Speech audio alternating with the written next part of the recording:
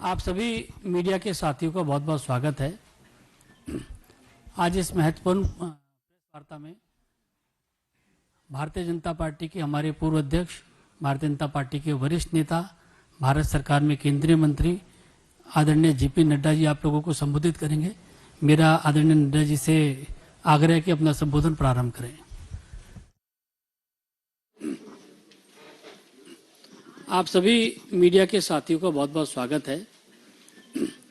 आज इस महत्वपूर्ण प्रेस वार्ता में भारतीय जनता पार्टी के हमारे पूर्व अध्यक्ष, भारतीय जनता पार्टी के वरिष्ठ नेता, भारत सरकार में केंद्रीय मंत्री आदरणीय जेपी नड्डा जी आप लोग लाभ लेना उचित नहीं है।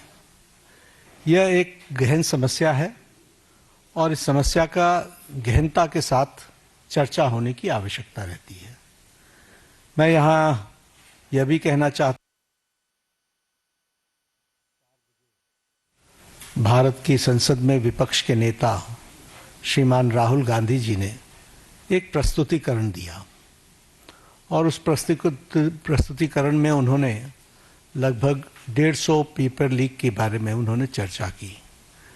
ये जांच का विषय है और सरकार एक जिम्मेवार सरकार है, इसलिए निश्चित रूप से हर एक बात का जवाब जांच के साथ साथ जनता के सामने, देश के सामने दूध का दूध और पानी का पानी रखेगी। लेकिन मैं ये ज़रूर कहना चाहता हूँ कि जो सरसरी तौर पर मुझे ध्यान में आया है, जो मैंने पेन डाउन किया है, वो आपके साथ मैं ज़रूर चर्चा करूँगा। अगर मैं बात करूँ जम्मू कश्मीर में सर्विस सिलेक्शन बोर्ड के एग्ज़ामिनेशन में पेपर लीक हुआ, जहाँ पर कांग्रेस और एनसी की सरकार है, नेशनल कॉन्फ्रेंस की। उसी तरीके से Himachal Pradesh school examination board में उसमें पेपर लीक हुआ, जहाँ कांग्रेस की सरकार है। उसी तरीके से झारखंड में JAC में हिंदी और साइंस के पेपर लीक हुए झारखंड, जहाँ पर कांग्रेस और झारखंड मुक्ति मोर्चा की सरकार है। तेलंगाना में वहाँ पर इंटरमीडिएट के लैंग्वेज के पेपर लीक हुआ और वहाँ पर भी हमको मालूम है कि कांग्रेस और CPI की सपोर्टेड सरकार है। तेलंगाना में SSC में लैंग्वेज के पेपर लीक हुआ और वहाँ भी तेलंगाना में कांग्रेस पार्टी और CPI की सपोर्टेड सरकार है। तमिलनाडु में BEd के कोर्स पेपर में वहाँ पर जिसे हम कहते हैं Tamil Nadu teachers education university board, वहाँ भी पेपर लीक हुआ। वहाँ भी उस समय विपक्ष की सरकार थी। वेस्ट बंगाल में पुलिस कांस्टेबल के रिक्रूटमेंट एग्ज़ाम पेपर लीक हुआ, वहाँ उस समय TMC की सरकार थी। पंजाब में Punjab subordinate service selection board, इसमें ग्रुप B के एग्ज़ामिनेशन में इसमें भी पेपर लीक हुआ और मैल प्रैक्टिसेस भी हुए हैं।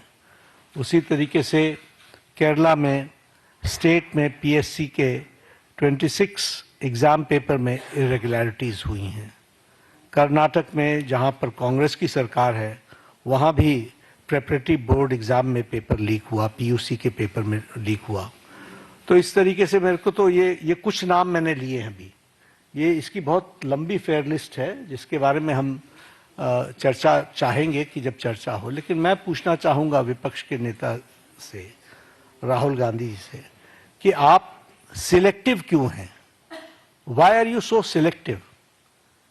आपने UPA की और UPA के सपोर्टेड सरकारों को, जिसे हम इंडी गठबंधन कहते हैं, इंडी अलायंस कहते हैं, उनकी गवर्नमेंट्स के बारे में आपने क्यों नहीं चर्चा की? क्यों आपने अपने आप को उससे अलग रखा? यह स्पष्ट बताता है कि आपका उद्देश्य छात्रों का हित नहीं है। आपका उद्देश्य एजुकेशन में बढ़ोतरी हो, एजुकेशन की क्वालिटी में बढ़ोतरी हो, स्टूडेंट्स को जस्टिस मिले, इसमें आपका इंटरेस्ट नहीं है। आप स्टूडेंट्स के विषयों को, डिमांड्स को लेकर के आप पॉलिटिकल माइलेज लेना चाहते हैं, राजनीतिक रोटियां सेकना चाहते हैं।